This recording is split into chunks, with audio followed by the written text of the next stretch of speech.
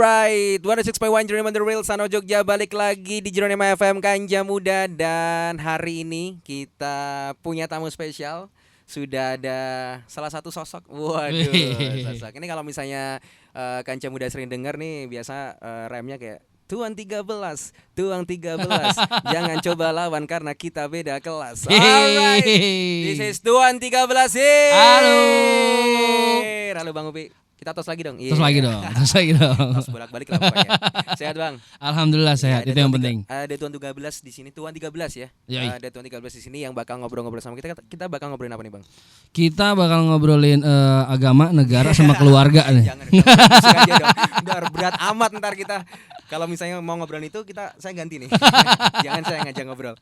Oke Bang Upi, ini lagi main-main ke Jeronimo FM udah berapa kali berarti nih Bang? 3 ya? 3 apa 2 ya? 2 kayaknya. 2 ya? 2. Kemarin itu kalau nggak salah waktu lagunya yang I Got Blessing. Oh benar. Sebelum love. album itu ya? Iya belum album. Sebelum album ya. Main kesini, Iya. Sekarang punya kesempatan lagi. Sebenarnya mungkin bisa dijelasin dulu. Sebenarnya dalam rangka apa sih main kesini cuma? Sebenarnya ini nggak ada urusan sama musik sebenarnya. Ini. Jadi emang kemarin lagi ada manggung di Bali. Cuma karena akhir tahun kan udah bawa anak istri dan bawa mobil akhirnya ke Surabaya, terus ke Bali, pulang dari Bali mau ke Jakarta tapi kayak jauh ya. Mampir Jogja dulu deh. Nah, mampir Jogja nginep 2 hari, ternyata wih ini ada Jeronimo nih, mampirin dulu promo album gitu. Boleh. Promo album ya. Yoi. Sekalian kan. Sekalian. Ini lagi berarti Bang Upi ini lagi kemarin kan kita tahu nih Bang Upi lagi sibuk sama Punokawan ya kan. Yap. Habis itu sebelum-sebelumnya juga mulai bikin single-single juga ya kan. Dan sekarang lagi ada bisa dibilang movement nih kalau bisa nih. Atau apa nih? Bisa sih. Menurut saya semua karya adalah movement sih. Oke. Iya. Ini movement baru apa yang dibawa sama Bang Upi di sini nih? Kalau di Harimau Sumatera kemarin kan memang saya fokusnya lebih ke isu lingkungan, isu sosial gitu. Yes. Kalau di EP baru ini banyak banget aspek yang dibawa, banyak saya ngomongin kekerasan terhadap perempuan di album ini, terus lebih banyak kerjasama dengan graffiti artis. Jadi emang ini adalah EP kolaborasi antara saya, terus ada produser dari Pacitan namanya Sickness MP. Oke. Jadi satu album dia yang bikin musiknya, saya nge-rap, terus semua key visualnya di handle sama Crack namanya, ada graffiti artis dari Jakarta. Oke. Jadi ini 3 elemen jadi satu EP nih gitu. Jadi EP. Wah, ya. Ini bisa dibilang satu wadah kolaborasi berarti bisa dibilang betul. Antara Tuan 13 sebagai performer atau rapper kan, habis itu ada Sickness MP sebagai apa berarti produser ya, dan juga ada visual artisnya ada Crack. Alright. Sebentar. Tapi aku sih sebenarnya penasaran sih. Ini kenapa bisa ketemu tiga-tiganya dari 3 orang ini bisa ketemu bareng nih? Gimana ceritanya sebenarnya? Seperti yang teman-teman tahu bahwa abis dari album Harimau Sumatera kan saya lumayan menjablay gitu ya. Kerjain musik apa aja gitu ya. Dari mulai hardcore sampai Marion Jola saya kerjain gitu. Iya. Ya kan sebenarnya itu kan proses pembelajaran, tapi kalau ngomongin hati gitu, ngomongin suka, saya sukanya emang old school hip hop gitu. Old school hip hop. Emang yang boom bap. Nah itu sebenarnya itu makanan saya yang biasa saya suka tuh itu. Akhirnya saya ngobrol sama Sickness MP, Mas, saya kan pernah bikin lagu sama sampean 2 kali nih. Mau nggak kita bikin project yuk? Tadinya tuh M-nya cuma buat kita bikin yuk video klip 2 minggu sekali di YouTube. Udah rilis gitu aja, tadinya cuma mau santai. Tapi saya pengennya bener-bener klasik hip hop nih Mas, bener-bener old school. Oh ya udah ayo. Ya udah akhirnya jalan. Begitu lagu keempat kebikin, kayaknya tuh kita perlu elemen tambahan deh. Untuk menandakan ya bahwa ini roots hip hop tuh ada DJ, produser, ada rapper. Dan kalau kemarin aku udah kerja sama B-boy, ini sama graffiti artis belum nih. Ya udah akhirnya bawalah Crack. Begitu kita kasih di intip materinya, dia suka banget ternyata. Dia emang suka MF Doom, dia emang suka jadi emang kayak connect lah. Ya udah akhirnya kita bertiga sepakat gimana kalau kita bikin EP kolaborasi di mana saya yang nge-rap, Sickness MP yang produce. Nah ini video klipnya, visualnya semuanya Crack yang ngerjain. Sampai ke mainannya. Jadi kita akan rilis mainan abis ini. Rilis mainan? Awal tahun kita rilis mainan, ada 2 mainan. Berarti kayak action figure gitu ya? Action figure 18 cm. Tapi bukan muka saya, jadi emang kita bikin kayak universe baru namanya Universe Blunt Brothers. Nah Tuan 13 nih kalau masuk ke dunia itu bentuknya kayak gini nih. Palanya pala pilok. Iya. Yang ada di video klip itu ya? Yap, itu akan keluar mainannya nanti. Oke. Berarti Kalau saya soto ini ya, kalau saya soto nih, berarti emang kolaborasi ini emang karena Bang Upi sendiri suka banget sama rootsnya adalah boom bap atau apa ya bisa dibilang namanya? Berarti old school hip hop ya? Old school hip hop lah ya. Dan akhirnya ngajak kolaborasinya juga artis-artis atau sefrekuensi. Apa namanya bisa dibilang ornamen-ornamen yang emang masuk ke frekuensi culture streetnya hip hop berarti ya. Kan kemarin tadi ada b-boy, ada graffiti juga. Oke, tapi sebelumnya berarti udah pernah sama Sickness MP?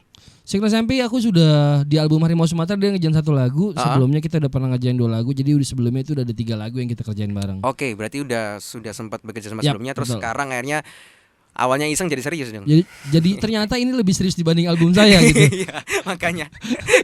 Kalau aku ngeliatin dari Instagram tuh kayaknya waduh, kenapa jadi PR berat nih kayaknya. Kayaknya waktu pas rilis album ya udah rilis gitu aja santai gitu kan. Ini kok pas ngerjain EP kok capeknya double ya gitu. Jadi capeknya double. Oke, berarti di platform ini atau wadah ini disebut sebagai Blunt Brothers. Blunt Brothers. Itu emang nemu nama itu bareng-bareng atau sebenarnya punya makna lain sih sebenarnya? Sebenarnya Sickness MP itu dulu aku tuh pernah bikin lagu pertama kali sama dia judulnya Dopest to Smoke gitu. Oke, Dopest to Smoke. Terus abis itu ada Heads of Haidar. Heads of Haidar tuh isinya tentang kritik kebijakan narkotika di Indonesia gitu. Iya. Udah gitu ternyata si Sickness MP punya kolektif namanya Blunt Hustle. Blunt Hustle, oke. Nah karena aku sama dia udah kayak saudara gitu kan. Ya udah kita bikin namanya Blunt Brothers aja deh. Saudara seblan gitu jadi. Oke. Oh, berarti Sickness MP itu juga bantu di karyanya ini ya, waktu yang Heads of Haidar itu ya? Heads of Haidar tuh musiknya Sickness MP yang bikin. Alright. Salah satu lagu yang membuat Upi melejit itu ya. Wah, amin. Iya kan? Bisa dibilang gitu secara historikal gitu kan. Iya. Bisa. Salah satu lagu yang bikin Bang Upi ini melejit ya sebagai 13. Amin. Nah, berarti memang Blunt Brothers ini lebih mengarah ke kesepakatan kalian berdua. Iya, betul. Karena sudah ada banyak unsur blend di sebelumnya betul. Berarti. Dan di mainannya nanti kita akan keluarin ini kan baru kaset. Nanti di awal tahun kita ada box set. Itu ada mainan 2 dan ada sigar, ada cerutu. Ada cerutu 2 edisi si karakter ini. Oke. Jadi blendnya kita kasih nanti di box set. Oke. Ini rombongan smoking all day ini. Makanya dikasih sekalian. Oke, buat experience-nya. Tapi kalau ngomongin si Blunt Brothers, ini sebenarnya udah digarap dari kapan sih sebenarnya? Ini digarap dari Oktober tahun lalu kalau nggak salah. Oktober tahun lalu, tapi aku rencananya itu dari bulan September, Oktober mulai nyicil, tapi mulai ngebutnya tuh di Januari sampai bulan Juni tuh. Januari tahun ini ya? Januari tahun ini ya. Berarti udah cukup lama juga ya cukup lama pembuatannya. Soalnya kan kalau misalnya dilihat di YouTube itu kan emang video-video musiknya atau lagu-lagunya emang baru-baru ini kan naiknya, tapi ternyata proyeknya udah lama. Proyeknya sudah lama banget. Oke, udah lama ya ternyata ya. Nah, kalau si rangkaian lagu di dalam Blunt Brothers ini pertama kali yang rilis berarti yang mana? Pertama kali itu Budak bareng Kamga. Oh, Kamga Tangga bukan sih? Dekat sekarang namanya bukan Tangga. Oh, iya. Dia nggak suka dibilang Iya. Ini maaf ya Mas Kamga. Kamga dekat ya. Iya. Dan yang menarik itu lagu pertama karena maksudnya lagu yang kayak yang lain tuh yang lebih slang ya. Karena lagu ini lebih punya poin. Jadi lagu ini yang pertama kali kita keluarin dan yang menarik semalam aku habis browsing terus ternyata ngelihat ada yang nge-tag lagunya masuk ke 20 lagu hip hop Asia terbaik di 2021. Mantap. Menarik banget. Mantap. Tapi itu pertama kali rilis berarti Budak pertama kali. Tapi rilis. ada pertanyaan sih, Bang. Apa tuh? Sebenarnya emang Bang Upi itu kalau nulis lagu seserius itu ya, emang? Tergantung apa yang dibahas sih. Tergantung apa yang dibahas ya. Tapi kalau Budak memang serius banget. Kalau Budak kan lebih kayak saya nggak mau kritik orang gitu, saya ngeritik saya sendiri gitu. Pandemi kan online shop menjadi gitu kan. Tiba-tiba saya mau beli semuanya gitu kok gue berubah ya. Lu harus ada yang kritik nih gitu. Udah saya kritik diri saya sendiri aja di lagu Budak gitu sih. Soalnya kan kalau misalnya didengerin karya-karyanya Bang Upi ya, maksudnya di Harimau Sumatera, Bang Upi juga punya concern sendiri terhadap kelestarian salah satu yang dilindungin kan. Habis itu dan aku sih penasaran, ini cukup personal sih sebenarnya. Mumpung ketemu ya kan. Memang walaupun akhirnya tuh liriknya selengean, kayak misalnya beberapa kali Bang Upi pernah bikin lagu judulnya Move gitu kan. Habis itu yang Olala sekarang ini kan liriknya agak selengean. Tapi kenapa kayak ngomong kayak bro I'm coming, get out the way gitu. Kenapa selalu gitu sih sebenarnya? Karena kalau di hip hop kan it's all about competition ya. Bagusan lo apa bagusan gue gitu. Jadi mungkin kalau misalnya teman-teman di luar hip hop dengar kayak ngerasa ofensif, sebenarnya enggak, itu memang itu statement di rap tuh kayak gitu gitu. Ada kalau anak hip hop bilangnya bragging lah ya. Bragging ya. Bagusan lirik gue apa lirik lo nih. Jadi kalau saya berusaha menggabungkan, saya nggak mau terlalu serius, tapi saya masih mau menggabungkan spirit kompetisinya di situ. Itu kenapa? Maksudnya kalau mau bahas yang serius ya serius, tapi kalau mau bahas yang selengean, gue bisa selengean banget gitu.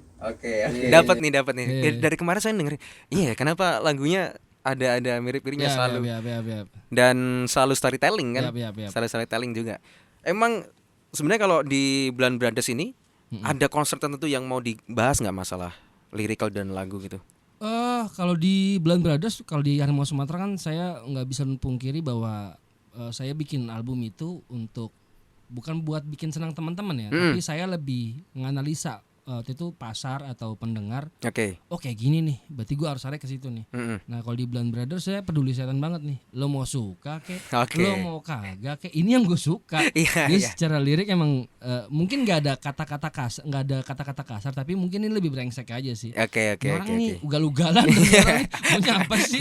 Dan saya mau jadi kayak gitu aja di Blunt Brothers gitu. Jadi kalau misalkan Kancah Muda penasaran, bisa cek di YouTube, udah ada beberapa lagu yang udah di-upload juga di situ.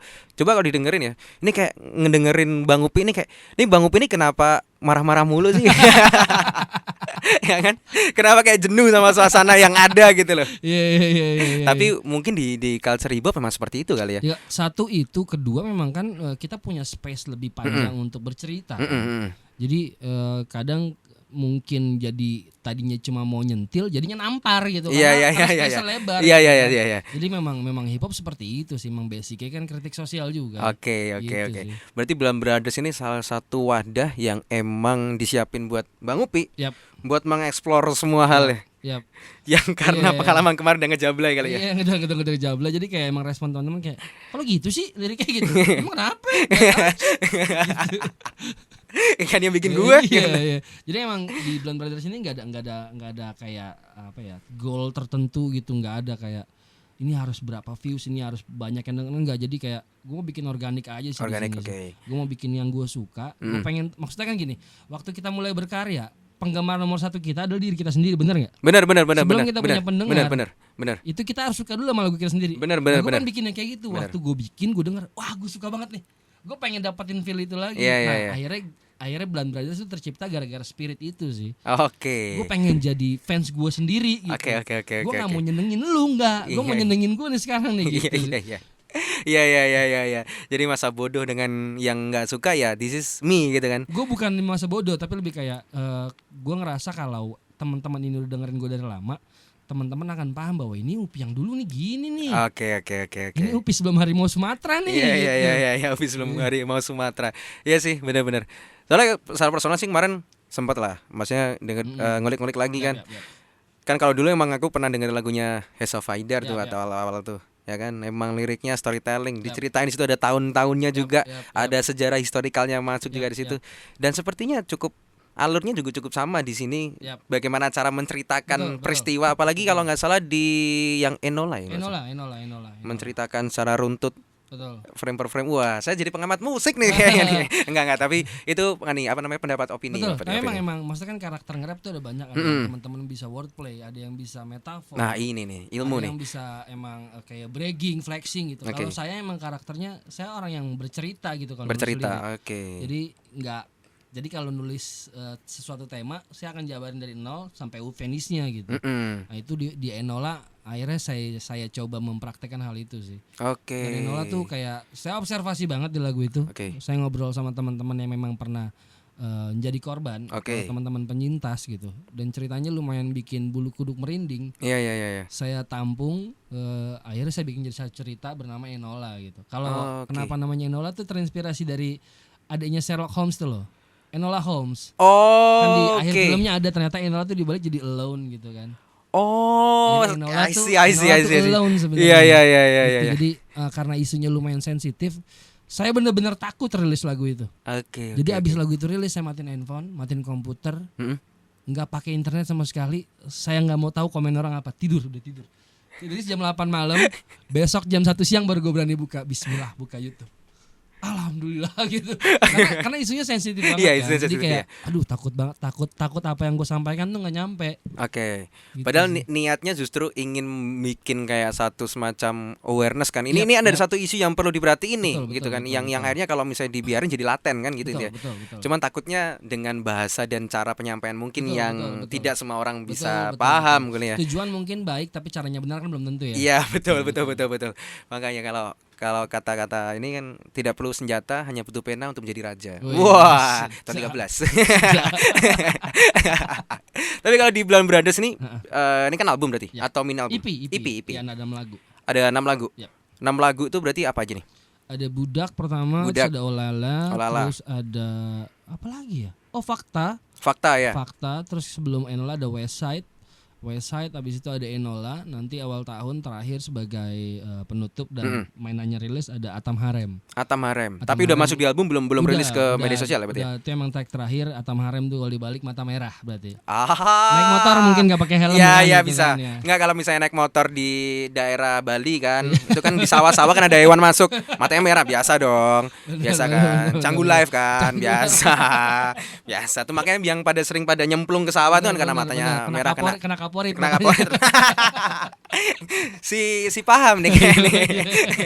Iya. 6 lagu itu berarti ceritanya beda-beda. Tadi udah disebutin dikit. Enola ngomongin tentang satu isu tentang kekerasan perempuan ya. Budak tentang konsumerisme. Habis itu Ulala emang ya flexing di hip hop. Flexing di hip hop ya. Ulala tuh lebih kayak penegas bahwa Blonde Brothers itu adalah kolaborasi 3 orang. Ada saya, ada Cygnus MP, ada Crack gitu. Oke. Kalau West Side tuh bercerita tentang ya hip hop ngajarin saya bahwa seburuk apapun tempat tinggal lo gitu. Ya lu harus bangga gitu. Nah, saya coba mengedepankan hal itu. Jadi West Side itu bercerita tentang emang barat Jakarta aja sih. Oke ya. Habis itu yang terakhir Enola dan Atam Harem lebih kayak Sofider nanti. Oke. Lebih kayak sana ya. Nanti silakan kalian nikmatin sendiri lah ya. Kalian nikmatin sendiri semuanya. Oke, berarti ada 6 lagu yang udah dikemas. Habis ini berarti Blonde Brothers masih bakal fokus ke ini dulu nih berarti.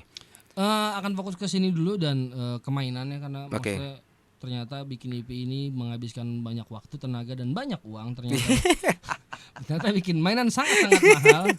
Saya sama teman-teman ternyata lumayan bodoh dan nekat ya. Ntar idenya siapa sih nih? Saya. Enggak, karena kalau di luar negeri gitu ya, culture toys dan culture hip hop itu connect banget. Iya. Kok di sini enggak ada yang berani gitu loh. Iya. Satu emang ternyata modal produksinya gila.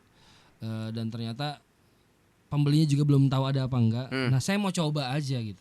Entah berhasil atau enggak, minimal gue udah bikin jembatannya nih. Toys dan hip hop bisa connect. Jadi udah nekat aja dulu nih awal tahun nih. Karena kan juga kalau ngomongin apa ya namanya kayak lifestyle kan mainan juga di luar harganya mahal-mahal banget kan. Betul. Dan jadi satu hal yang hype juga kan. Dan collectible item juga. Apalagi begitu musisinya meninggal kan. Betul. Atau mungkin ada kolaborasi tertentu ya kan. Betul. Limited edition tuh harganya jadi ngeri juga tuh ya. Betul. Jadi akhirnya nih karena kenekatan dan sebuah pemikiran dari Upi ya, akhirnya muncullah si mainan itu. Ada ini nggak? Ada bocoran bakal kan nggak mungkin unlimited kan? Enggak. Si mainan nih. Kira-kira berapa edisi yang bakal keluar? Cuma sekitar 50-an sih. 50-an, 5-nya di-keep buat artis proof, maksudnya buat saya 1, Cygnus 1, Crack 1. Paling cuma sekitar 45 atau 42 lah yang dijual. Berarti ini bundling ya? Udah mulai promosi belum itu? Belum, awal tahun gitu. Awal tahun ya. Dan nanti kasetnya pun juga beda. Kalau yang edisi reguler itu memang putih biasa, nanti kalau yang box set tuh lebih warna abu-abu. Nanti kalau teman-teman memang udah punya kaset Blonde Brothers, biasanya saya kalau bikin album saya sibuk bikin thanks to, sibuk bikin kreditnya, musik siapa gitu. Di album ini, di EP ini saya nggak mau. Karena begitu si Crack ini nyetorin visualnya buat template album, gambarnya bagus banget. Jadi gua nggak mau kotorin pakai tulisan terima kasih untuk Tuhan yang Maha Esa segala macam. Nggak mau. Jadi di EP Blonde Brothers cuma ada tulisan track 1 sampai track 6, sisanya enggak ada tulisan. Oke, karena gambar sayang untuk teman-teman pajang udah. Karena sayang ya. Bener, itu bagus banget soalnya gambar. Ini visual kan melibatkan banyak visual artis yep. yang dikolek sama Craig ini kan. Ini regional tertentu atau enggak sih kalau yang kemarin atau Fakta, rata satu Indonesia tuh? Kalau Fakta lebih satu Indonesia. Satu Indonesia kan? Tapi kalau di lagu-lagu lain memang sisanya semuanya Craig yang urus sih. Oke. Craig sama ada teman-teman 3D yang ngerjain namanya Urat Nadi Production sih. Urat Nadi Production ya. Jadi Fakta tuh Craig dan Urat Nadi itu. Gila sih tapi itu amin. Nonton video klipnya kayak ini sebelum nonton lagunya kenapa effort banget video klipnya. 5 bulan tuh ngerjain. Bikin 3D habis itu stasiun Cawang gitu kan. W-nya lepas gitu kan. Saya pengen berkata-kata tapi ya ampun, kasihan yang dengerin nanti. Oke, jadi Blunt Brothers salah satu movement terbaru atau bisa dibilang salah satu karya terbarunya Upi barengan sama Sickness MP dan juga Craig. Yang ternyata awalnya digarap iseng-iseng, tahunya keseriusan. Tapi kesibukan di luar itu juga masih jalan masing-masing kan? Kesibukan di luar atau itu malah fokus banget ke situ sekarang? Kalau kemarin sih awal dari mulai bulan Juni sampai bulan September sih kita emang nggak ada kerjaan, nggak mau nerima kerjaan lain selain ngerjain itu sih. Oke. Tapi kalau sekarang si Craig sudah memang dia visual artist kan, dia lebih banyak main di NFT sekarang. Oke. Kalau Sickness udah mulai tour lagi, dia kemarin sudah ke Pemalang, ke Tegal, sekarang udah ada di Malang lagi. Emang dia hobinya gitu kan, masuk hutan, bikin musik, emang agak alien dia. Iya. Tiba-tiba nongol dengan satu karya baru ya kan. Betul. Bro nih, gue punya nih bro. Betul. Iya. Berarti sudah bisa dibilang masa-masa apa ya, berdarah-darahnya udah cukup terlewati juga nih, tinggal mudah-mudahan tinggal ngerilisnya. Tinggal rilisnya aja. Rencananya di tahun depan udah tanggalnya belum? Harusnya sih pertengahan Januari, tapi saya sudah bisa diiklankan sih harusnya sih. Pertengahan Januari ya? Alright. Jadi ditabung ya teman-teman ya. Iya, ditabung. Makan mahal kayaknya. Seperti yang dibilang agak mahal karena produksinya pun juga mahal. Betul. Nggak mungkin dong tombok sendiri ya kan. Betul. Tambah pusing lagi ntar Bang Upi. Oke. Nanti kita bakal ngobrol-ngobrol lagi Bang. Itu tadi mungkin sedikit tentang Blunt Brothers sambil kita jalan lah. Soalnya saya juga bingung karena saya juga nggak nyiapin skrip sebenarnya nih. Silaturahmi yang penting. Ya kan. Nanti kita bakal ngobrol-ngobrol lagi. Abis itu ngobrolin apa? Entar lah ya. Kita pikir-pikir biar kayak ini, biar kayak seakan-akan direncanakan. Siap. Ntar kita ngobrol lagi aja. Ya udah kalau gitu kan jangan kemana-mana kan Buda, kita masih bareng sama Tuan 13 only on mana lagi, saya mau nyebutin program takut salah lagi. Only on Jeronimo FM lah pokoknya. Ntar balik lagi kan Buda. Stay tune on Jeronimo FM.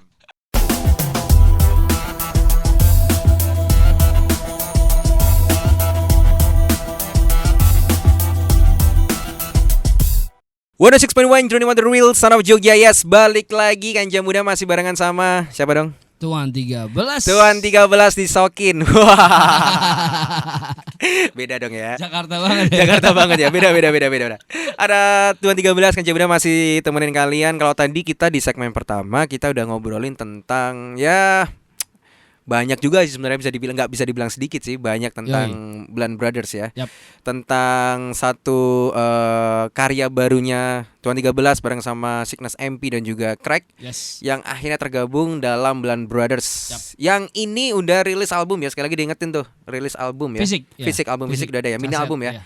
Tapi kalau si album fisiknya ini udah bisa dibeli ya? Sudah bisa dibeli. Di mana tuh?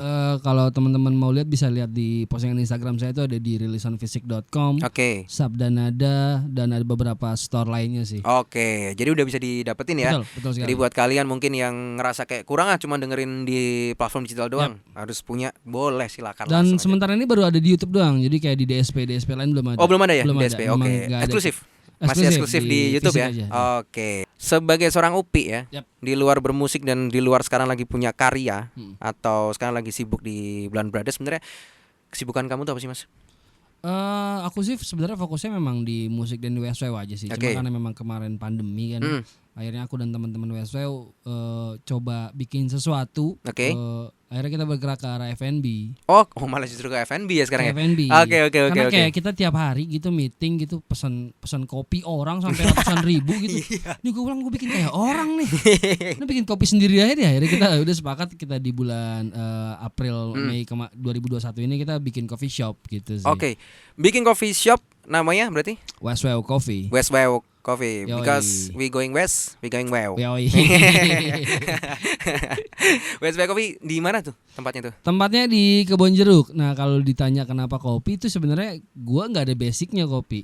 Gue juga taunya kopi enak sama nggak enak gitu aja kan. Ya cuma kan ada beberapa teman-teman yang memang udah jalan di industri kopi. Ada teman udah jalan beberapa gerai lah, namanya Media Coffee gitu.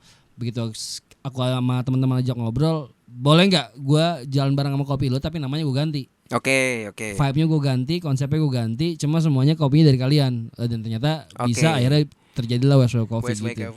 Westwell Coffee. Ya. Berarti itu digarap semuanya bareng sama teman-teman Westwell. Betul. Dan memang kita juga pengen begitu teman-teman masuk tempat itu tahu, oh Westwell tuh kayak gini. Jadi emang dari awal gerbang masuk tuh sampai lantai 4 semuanya graffiti udah.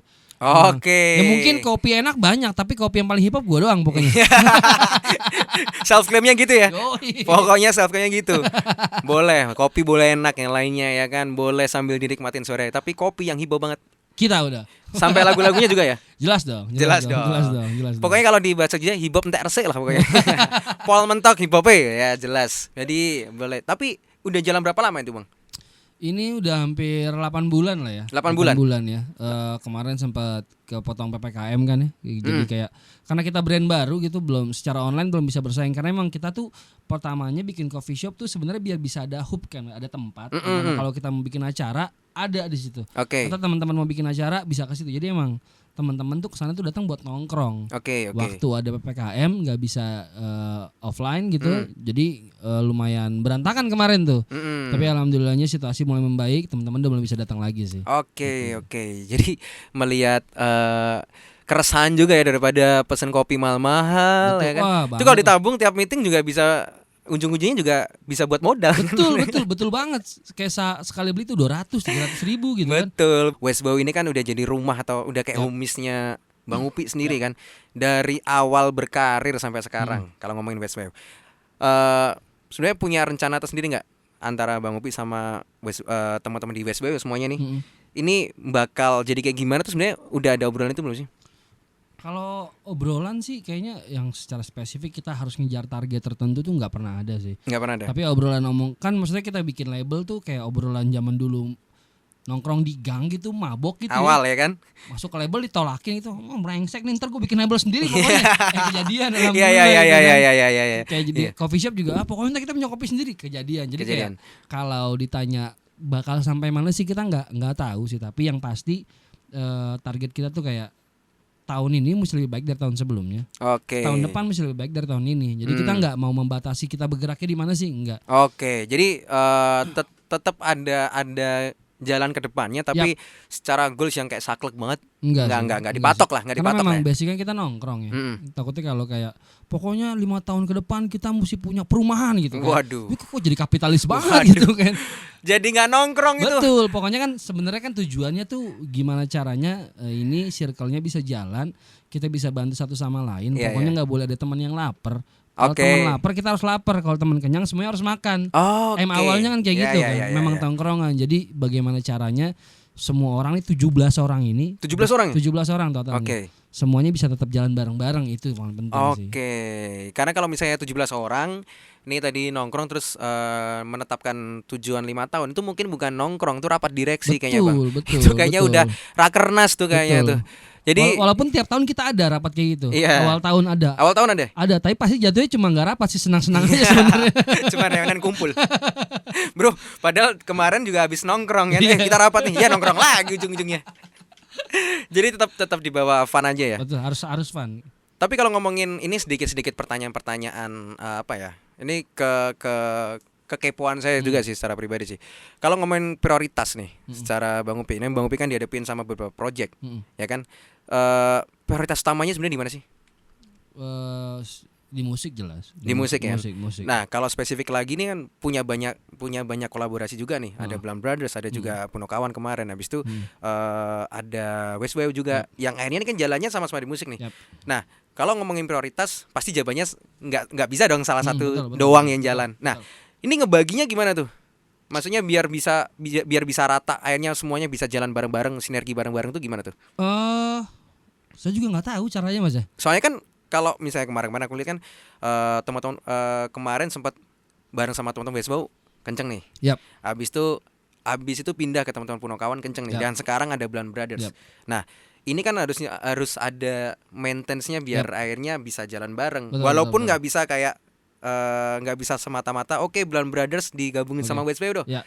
Ya kan punya warnanya masing-masing. Nah, betul. ini penasaran aku dari kemarin tuh kayak gimana sih bisa jaga ini keep in track masing-masingnya tuh gimana? Oke. Jadi kalau WSW kan sebenarnya lebih ke record label atau manajemen kan, di mana di dalamnya tuh ada banyak artis lain gitu. Oke. Ada beberapa rapper. Nah, jadi kalau bagaimana cara kita menjaga ini bisa tetap jalan semua di awal tahun tadi meeting hura-hura yang kita bilang kita sudah siapin tuh timeline buat setahun. Saya rilis apa aja, Sandi rilis apa aja, Mr. Nobody rilis apa aja, Manutize rilis apa aja. Jadi kita sudah atur timelinenya di mana rilisannya nggak akan tabrakan, marketnya kemana. Jadi di meeting hura-hura itu kita sudah siapin tuh jalannya. Jadi bersinggungan tapi nggak tabrakan. Oke. Jadi kan ya walaupun akhirnya di Punokawan juga nggak cuman Tuan 13 sendiri. Betul. Di mana namanya di Blunt Brothers juga ada 3 orang dan di WSB bahkan ada 17 orang. Tapi secara pribadi kan akhirnya kamu harus ini dong, harus membelah-belah dan harus menjaga ini semua keep in track ya kan. Tapi akhirnya jadi menarik juga dong. Rapatnya berguna dong berarti rapatnya jadi. Iya, dan kalau misalnya 17 orang itu kan kebanyakan kan lebih ke manajemen yang banyak. Artisnya itu cuma ada 7 orang. Jadi sisanya itu memang post merchandise, post manajemen, post record label. Pos-pos ini yang jagain bagaimana caranya artisnya nggak lembek gitu, nggak lambat. Ini tanggal berapa nih? Lu belum rekaman nih. Rilisan lu mana nih? Rilisan udah beres lempar ke tim visual. Nih video klip lu kapan nih? Udah beres lempar ke manajemen. Ini radionya kirim kapan nih? Jadi kayak emang pos-posnya itu yang bantuin kita biar tetap in track sih. Gitu sih. Berarti keseharian Anda ini ya, Bang. Bener-bener full di musik semua ya. Memang musik dan nongkrong aja sih emang. Musik dan nongkrong. Iya. Tapi sempat kepikiran nggak sih pengen punya kesibukan apa gitu yang belum di luar musik yang belum kesampaian? Enggak sih, justru gue bercita-cita kalau memang nanti ya kan maksudnya kalau ngomongin musik ada saatnya di mana mungkin orang bosen sama apa yang bikin atau mungkin masanya sudah lewat. Gue pengen banget tetap bisa ada di environment ini gitu. Kalau memang seandainya gue udah nggak nge-rap, minimal gue jadi musik produsernya atau musik direkturnya, ya atau as a manajemennya. Jadi emang kita build WSW ini biar bukan gue bisa jalan, tapi gimana caranya ini tetap establish. UPI abis, ada peluru lain, habis ada yang lain. Itu yang kita mau coba bikin sih. Berarti liriknya Bang Upi di lagu-lagunya membentuk legacy nggak omong kosong berarti. Ini yang sama teman-teman coba bikin sih.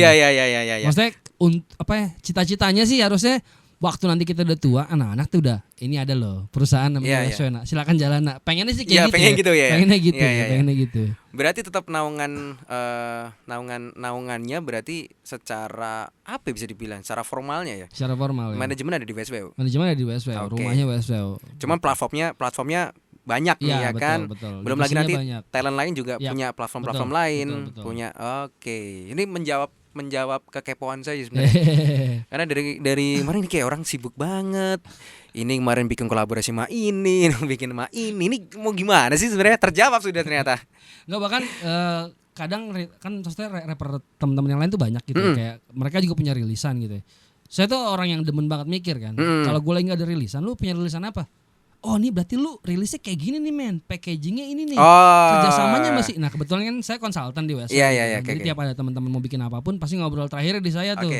Jadi emang kalau ditanya sehari-harinya ngapain sih buat? Enggak, emang gue suka kayak gini. Jadi udah ngobrolin musik aja dan package-nya gitu sih. Iya.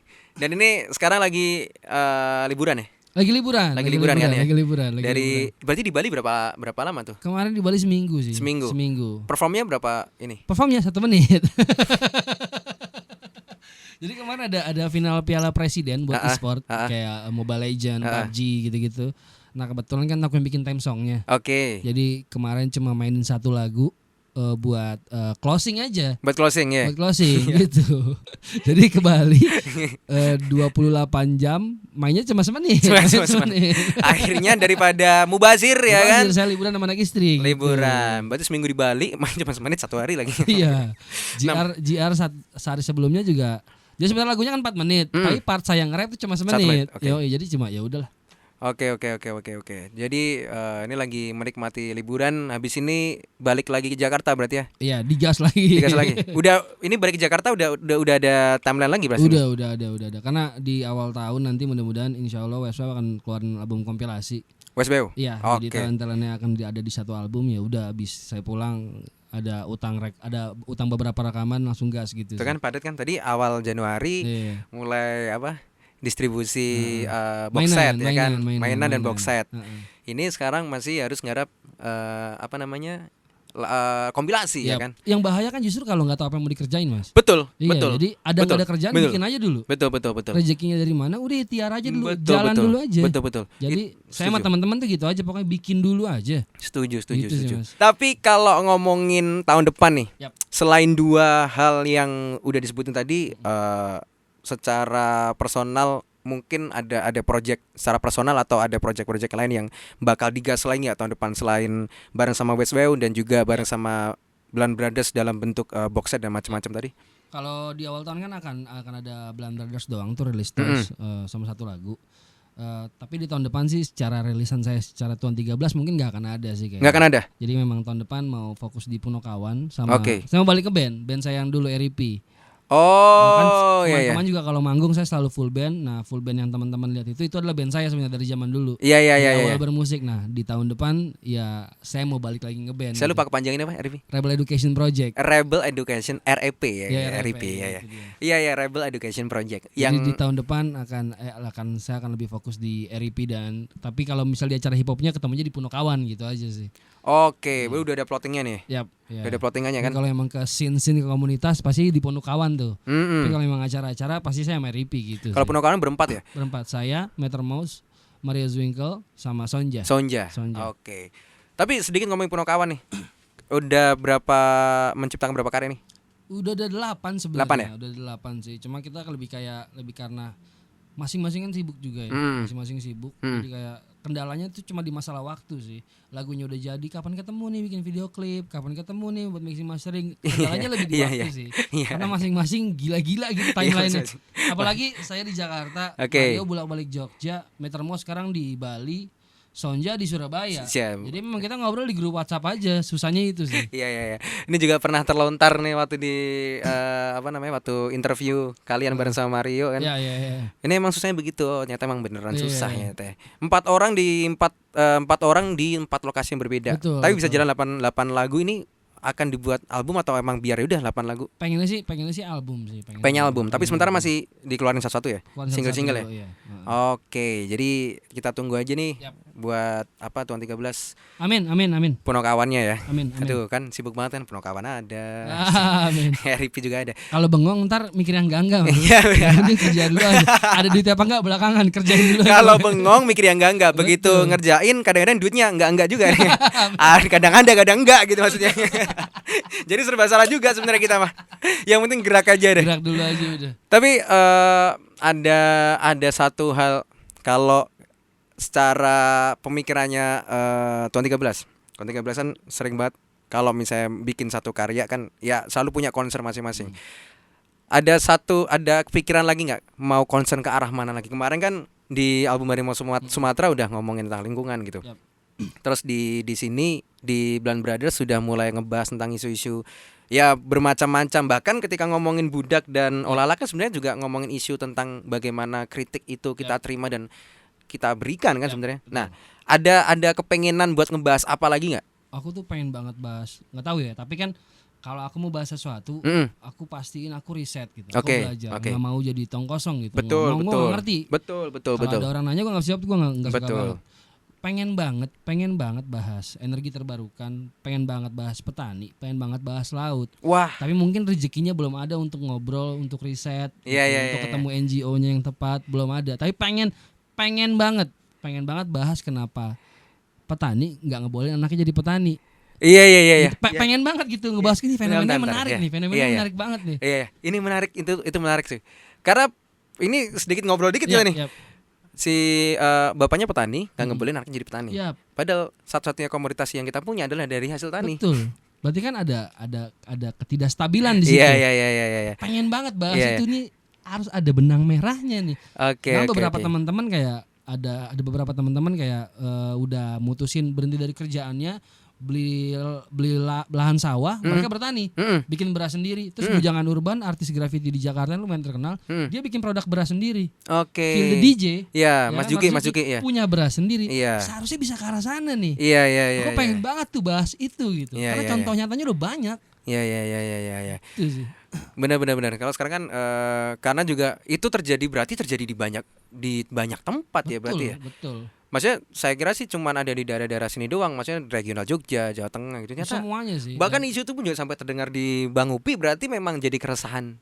Sejauh ini sebelum ada riset berarti jadi masih jadi opini bersama dong berarti. Masih jadi opini bersama belum ada riset. Ngobrol sama orang yang ada di lingkaran itu kan. Kalau enggak entar kita asal ngomong nyakitin hati seseorang enggak enak juga. Iya. Berarti by riset semua pantas ya. Harus men.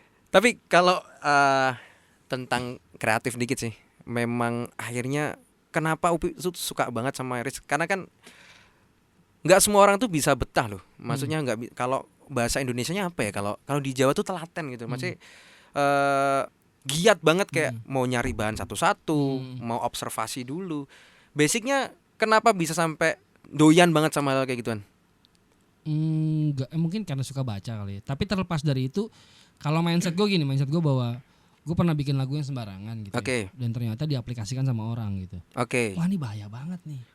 Right. Ngomongin bisa jadi contoh buruk. Okay. Satu nih kalau ngomongin duniawi ya. Iya. Nah, kalau ngomongin secara spiritualnya kan apapun yang kita ucapkan dipertanggungjawabkan di hari akhir kan. Iya, betul. Kalau gue bikin lagu terus bohong, ada orang denger, ngelakuin, gue dosanya double Pak. Iya. Double, gue nggak mau kayak gitu. Jadi udah akhirnya gue sebisa mungkin gue pelajarin ya mau gue omongin apa. Gue mau ngomongin harimau, gue ke tempatnya harimau dulu nih. Yang ngerti sama harimau siapa nih? Udah gue ngobrol, gue dapat ilmunya sebanyak mungkin, lihat fakta di lapangan, berani ngomong. Jadi kalau ada yang counter, Pak, saya punya datanya nih. Ya. Karena kan itu tadi, karena bahkan nggak usah ngomongin seorang performer atau seorang penulis lirik lah. Semua hal kan memang banyak yang harus riset. Dan nggak semua orang itu mau untuk giat melakukan riset sebenarnya. Apalagi di generasi baca caption kayak kita gini ya. Yes. Ada berita tagline, wah ini padahal isinya belum tentu. Iya. Gitu sih. Itu yang bahaya. Nah, saya berpikir bahwa informasi lebih mudah dicerna, lebih mudah diaplikasikan, lebih mudah untuk diterima lewat karya musik. Oke. Jadi kalau saya kasih fakta tentang hutan data yang segitu berat, orang bodoh amat. Tapi kalau itu lewat lagu, nadanya enak, dan ternyata orang bisa ngerti. Iya. Itu jadi satu poin yang kayak, wah ternyata kalau lewat musik informasi ini bisa lebih mudah dicerna. Kenapa nggak aku coba sampaikan? Oke. Jadi awalnya memang karena itu ya. Betul. Karena pengen akhirnya memberikan satu pemahaman dengan cara lebih mudah. Betul. Benar. Di lagunya Harimau Sumatera yang kami dibantai di mana-mana. Itu judulnya apa? Lupa aku. Last Roar. Iya. Oke, jadi seperti itu memang. Jadi penasaran banget. Kita nggak terlalu banyak bahas tentang dunia musik, tapi lebih fokus ke Bang Upinya sendiri, karena kan masing-masing orang juga punya caranya sendiri kan. Kita nggak bisa nyalahin, nggak bisa benerin. Tapi ini seru nih pertanyaan-pertanyaannya jarang gue temuin di interview lain. Saya nggak ngomongin orang lain juga soalnya kan. Ntar dikira kita nyinyir lagi. Kalau nyinyir mah ntar di luar kita nyinyir. Tapi satu hal lagi yang aku cukup penasaran juga sih Bang.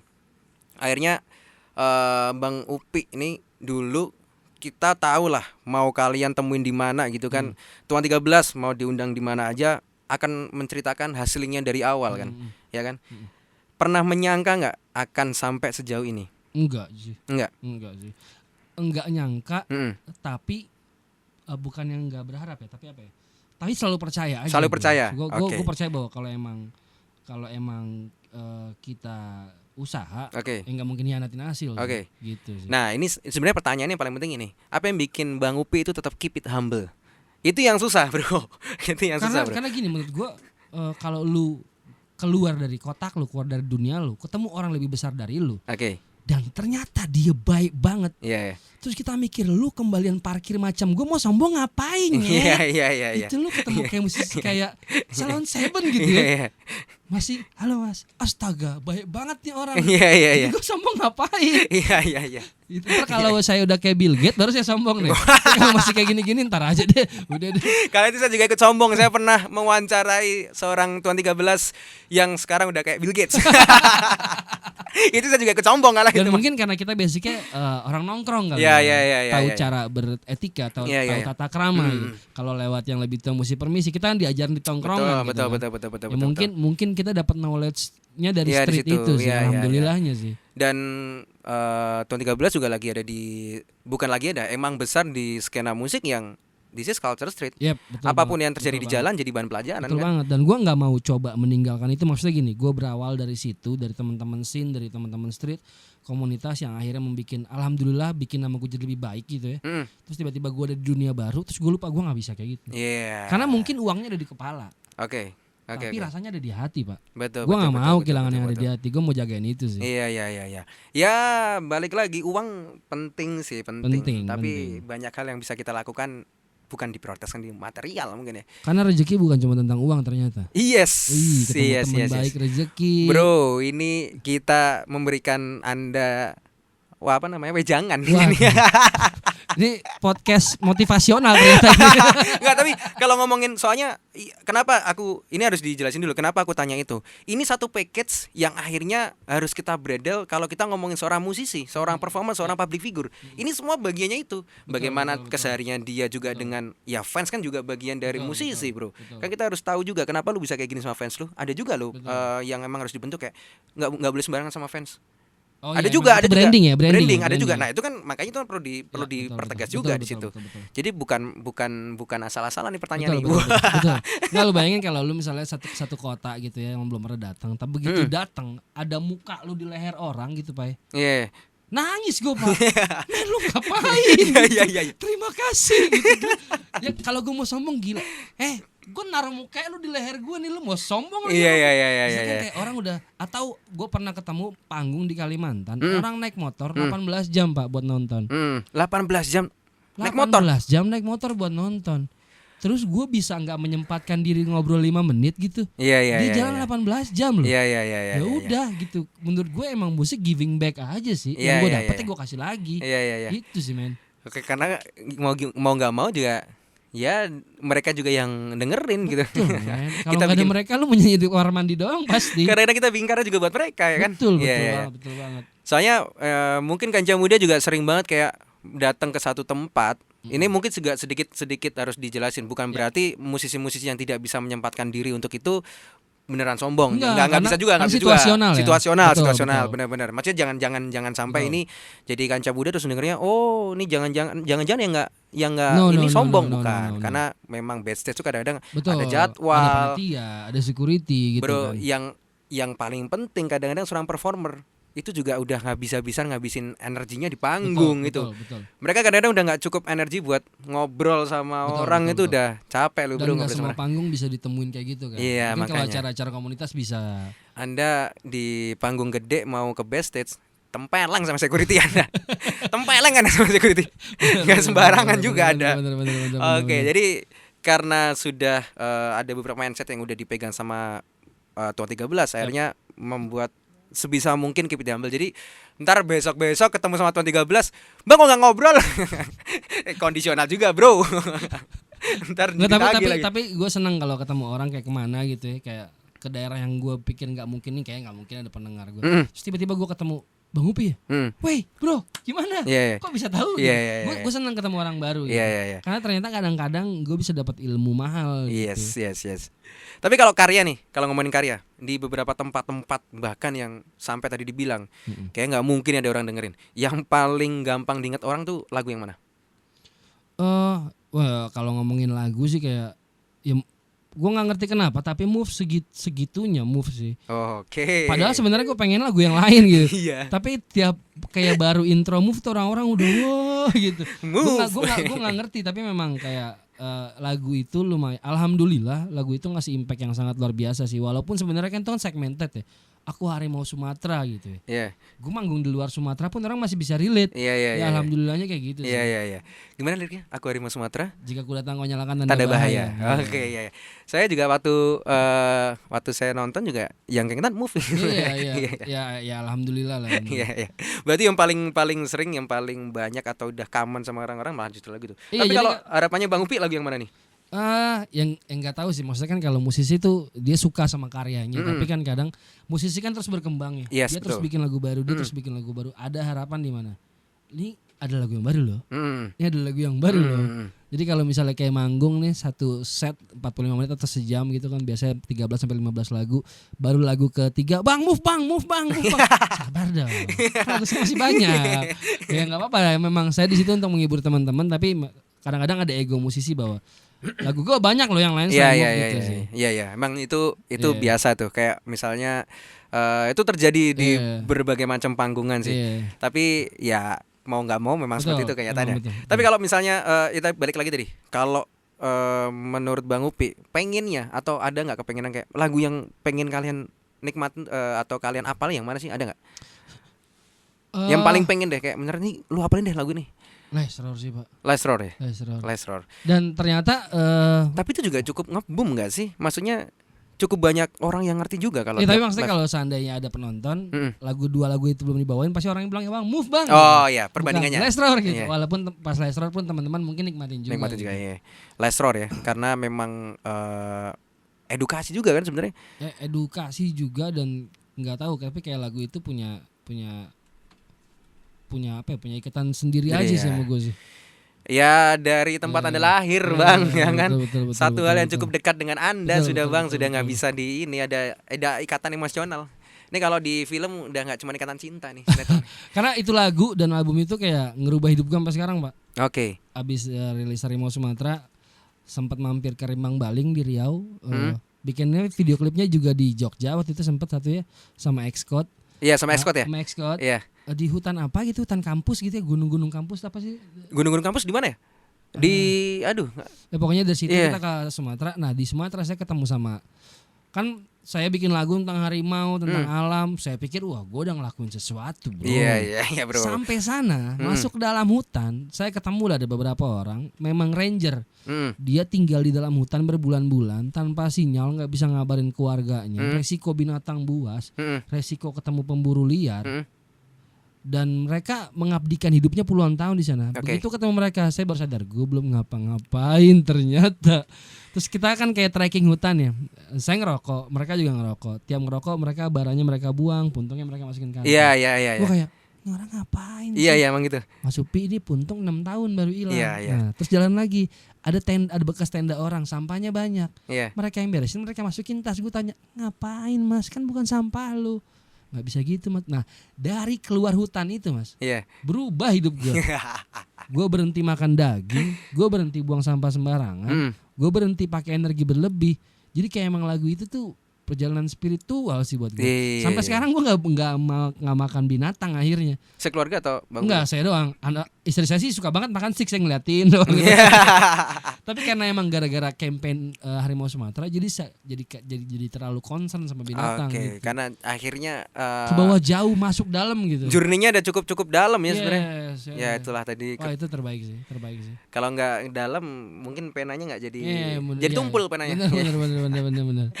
Oke, tadi udah banyak juga nih sama Bang Upi ya ngobrol, tapi karena waktu kita terbatas, mungkin kita bisa ngobrol-ngobrol di next time Bang Upi.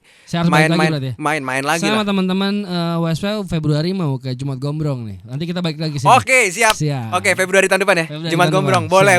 Siap. Kita usung 17 orang. 17 berarti 7 orang ya? 7 orang rapper kita ajak sini, kalau bisa 17-nya kita ajak sini semua. Kita ngobrol-ngobrol lagi di sini. Kalau gitu terima kasih. Selamat berliburan lagi. Amin, siap. Dan selamat menyiapkan diri untuk kembali ke habitatnya ke Jakarta lagi. Anda jadi binatang buas Anda di sana. Anda diburu sama pekerjaan dan cuan Anda di sana ya. Jadi selamat kembali ke habitat lagi. Thank you ya Bang udah mampir di Jeronimo, jangan kapok lagi. Itu tadi Kancah Muda, kita ngobrol-ngobrol bareng sama Tuan 13. Buat kamu sekali lagi, kalau misalnya kamu pengen dengerin lagu-lagu barunya Tuan 13, cek aja di YouTube-nya, searching aja Tuan 13 udah ada. Yes. Blind Brothers sudah muncul semua di situ lagunya. Udah muncul semua ya Bang ya? Udah muncul semua di sana. Kalau mau beli rilisan fisiknya, cek di Instagramnya Bang Upi di mana?